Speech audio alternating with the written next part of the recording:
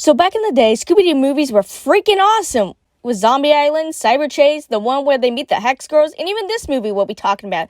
And with these ones, I do argue anyone who says otherwise that these are the best. It's no secret that these movies are old as hell, but when I ask people about this movie, they kind of actually forgot about it. The mystery gang as well has been coming from the man in the costume to, well, aliens are real, or zombies and cat werewolf things are real. Which I think still holds up well, that the premise is pretty much the monsters are actually alright, while the people in costumes still are kind of bad. I just kind of want to reiterate one thing, in that it may be kind of shocking. Over the years, you've never seen Scooby with puppies, like actual puppies. You know, you've had uncles, you have cousins. Scooby's never had kids. My theory is that Scooby is fixed. Yeah, you heard me right. Scooby is fixed, and now you can't stop thinking about it because since 1969, he's never once had a kid. He's been fixed, and you can't tell me otherwise. Also, hi Mark Hamill as Steve, and the girl who's the voice actress of Coco from Foster's Home for Imaginary Friends. Also, how the hell is the voice actor Shaggy going from playing Shaggy to... After flying through the credits in space, we zoom into a couple of scientists who find a reading, but it quickly goes away. We radar cut to Scooby and Shaggy jamming to some tunes in some harsh dust storm conditions, as the rest of the gang is snoozing, but since the music be rocking, they can't fall asleep. The dust storm continues to get worse as Shaggy takes a wrong turn and ends up on the rocky path. Also, Bella, just realized this. They're going to Nevada. What's in Nevada? Area 51. Conspiracy? I think not. The path gets worse as a loud ringing noise is heard as a freaking spaceship begins hovering ahead of them. The gang crashes into a cactus, thus blowing the radar. With the spaceship nowhere in sight anymore, Fred asks Scooby and Shaggy to go to town, but they're like, there's rattlesnakes and stuff in the cold desert. They'd be asleep right now, so, no. No one really argues with them, so Fred, Velma, and Daphne go into town, leaving the two behind to be chased by aliens. No, really.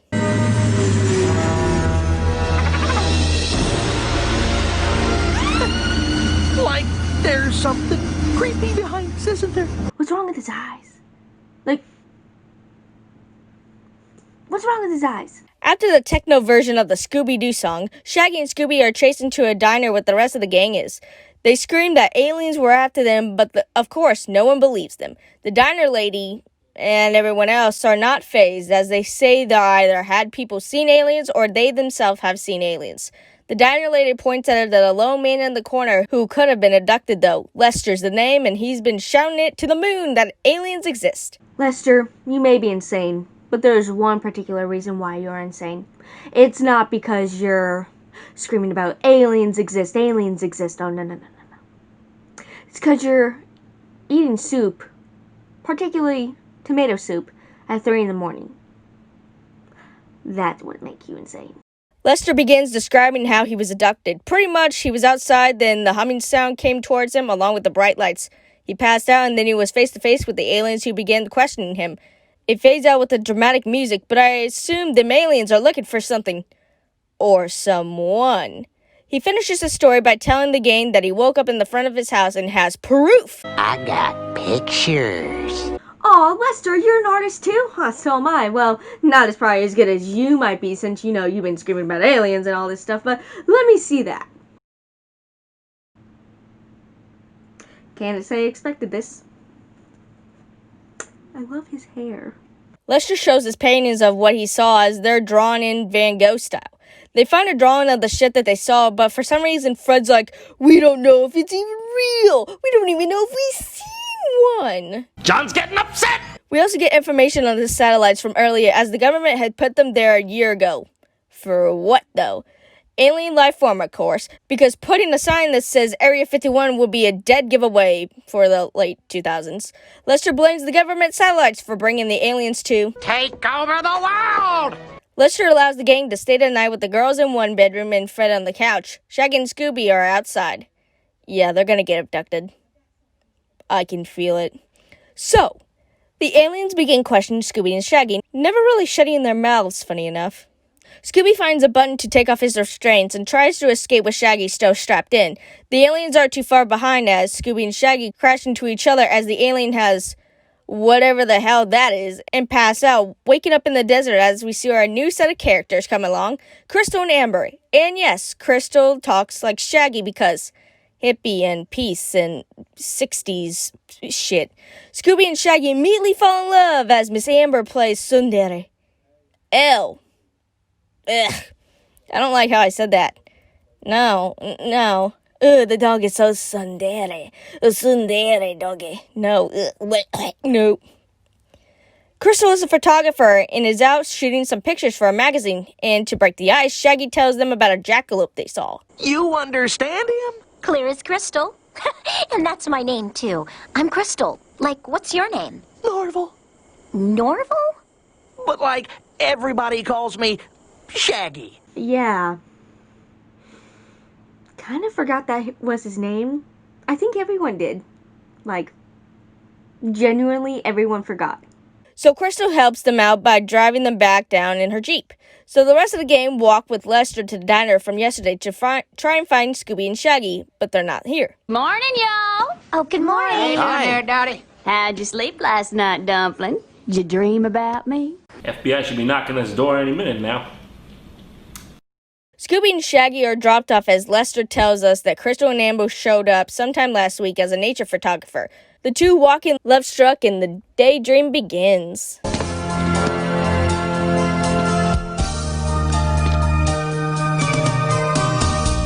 met by chance a girl in bell-bottom pants, and she likes to say, Groovy. how groovy, just us two, so groovy, and Shaggy Jr. too. Now, I know you're all still trying to process the horrifying scene that is Shaggy actually being able to procreate, but hear me out. An animated show about a woman and her dog being from outer space and how they go through society. That actually sounds like a very fucking good idea. And why hasn't anyone taken this up on that offer is beyond me. So after some Rule 34, the two finally say that they've been abducted. Not much is added because they don't really remember anything besides not being hurt and go to the restroom and coming back looking like Danny Zuko, Ferris Bueller, and Urkel had a kid. I've never seen you with your hair combed or your shirt tucked in. The gang go to a repair shop to try and fix the van, but the guy's kind of being an ass about it, so no fix on the van. And wouldn't you know it, the one guy from the beginning, Max, comes around talking about their van because it's a small town. Laugh! Max tells them what he does is basically listening to the cosmos for any sound in which sounds cool, but since nothing has been coming, it's pretty dull. Velma asks for a tour of the satellites as he agrees. They get a literal shit ton of oil, but Shaggy and Scooby can't go. They gotta go show Amber and Crystal that jackalope. We get some cute scenes of Scooby impressing Amber with the flower bouquet. Shaggy tries to do the same, but spider. The girls hop over the fence, but that's where the aliens were and practically beg Shaggy and Scooby to hop over. Back to the rest, the group that works in the satellite basically debunks the rumor going around, but something isn't right. Since they're cooped up all the time, why would they have mud in their shoes? And enough of that, let's head out to our lovebirds. Two MP or guys who work for the military catch them and tell them to fuck off because they're looking into alien abductions. They leave, but Crystal wants to go back. Shaggy and Scooby are shocked as she reveals that she's not just a photographer, but a government agent to investigate the alien sightings. So this was about alien invasions, but it's been 20 minutes without them, so yeah. Scooby and Shaggy agreed to help the girls while Fred, Velma, and Daphne catch a ride with Lester, who has a porta potty as the back of his truck. Not gonna lie, I kinda want that. Velma breaks that the scientists had dried blood on their shoes, along with having the wrong oil, which led the scientists to calling them in. They went with Lester. The way to town is the other way. How about use your radars to track them? Our lovers find a cave and head inside and nearly being caught once more. Oh yeah, and they draw their guns out. They end up leaving because they believe a rattlesnake is inside, but really, it's just Scooby. They head inside deeper with Crystal somehow having a flashlight because Shaggy grabbed the snake, and they end up finding gold. The rest of the gang finds the dig site, but what would scientists need with gold besides being rich? I don't know, they want to look gangster or something? And just when we've seen the last of them, the aliens return! So after a chase scene, Velma, Daphne, and Fred are captured, which usually it's Shaggy and Scooby, but actually they died falling off a cliff, so I say that all for shits and giggles, but they most likely would have seen that the girls turned to aliens. The MP are working with the aliens, and guess who it is? No, really, guess. Jackalope? I couldn't make this shit up. I couldn't make this shit up if I tried. I'm sad that I lack the talent to make this shit up. Velma calls out the scientists and they reveal why they are going after gold, which begins with them trying to plant a forced satellite where Max stumbles upon the cave opening, finding the gold, and it turns out to be mined in the 1800s, but abandoned after they believe the gold was all gone. Oh yeah, and the MPs are faking, and along with the aliens, just costumes and helicopters dressed like a spaceship, complete with Hollywood-like set for the alien abductions. Back to the others, the MP catches up to them as they're back to the edge of an even bigger cliff. Shaggy and Scooby stand their ground, but really the badasses have arrived. Yep, Crystal and Amber are aliens and changed to their human forms with the peace necklace. Damn, those aliens actually look really cool looking. Velma and Fred and Daphne are dangled over the hole in the ground as the MPs rush in screaming about aliens as our lovers come not too far behind. Scooby and Shaggy try to be manly with their newfound confidence, but that doesn't go well as the girls turn back to the aliens. Mark Hamill has the great idea on capturing the two for money as they try to capture Crystal, but Amber stops them. And Crystal just watches as Amber fends off the skid steer's loader. Good one! Scooby and Shaggy realize the aliens are Crystal and Amber, and Scooby nearly kills Mark Hamill with a steel pipe. Like, the thing flips and goes high into the air. I'm surprised he's not concussed. All the bad guys are stopped as they are indeed aliens and working for their own home planet to figure out the signals that they were being sent from Earth. To investigate signals from your planet, transmitted from the South Station. You can talk? Yes, quite well. Never speak again, demon dog! We first honed in on your television signals sent years ago. Sure, that's why you're disguised the way you are. The television broadcasts you picked up were sent back in the 60s. We thought all Earthlings dressed this way. It's not funny, it's not funny, it's not funny, it's not funny, it's not funny! So strangely enough, they're being called back to their home planet. I'm looking for someone too. But they say long-distance relationships never work out. Yeah.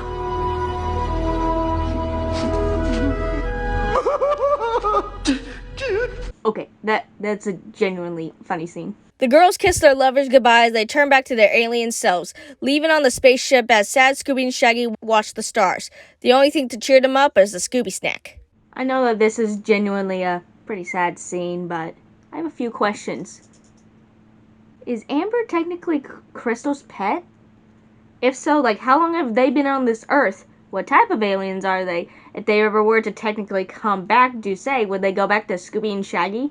Well, why did they come to Earth? Well, particularly, how did they find Earth? How did they find out that everyone was a hippie, or did they just have, like, satellite images at a certain time, and since they're from Planet A over here that takes years to come over here, that they come over here and still think it's 1969? Good. Animation, voice actors, and action side characters, character development between Crystal and Shaggy, hell, even Scooby and Amber. Honestly, really love this movie. Like, it's actually done really well. Bad. Why was the dino lady hitting on Fred? Why was the mechanic so evil looking whenever he was just kind of a nice dude to try and, like, oh, he's definitely the bad guy. It gets annoying after a while, and I think this is probably one of the few movies that, like, it was fresh and new. Now it's just annoying. Why was the jackalope so important besides it being a picture? Actually, was she just sending these pictures back to her hometown to be like, look, it's something that's crossbred. It's weird. Really, I have nothing bad to say about this because I liked really almost everything about it. Those last few were just a little bit of nitpicking. Good thing aliens are... Well, fuck me.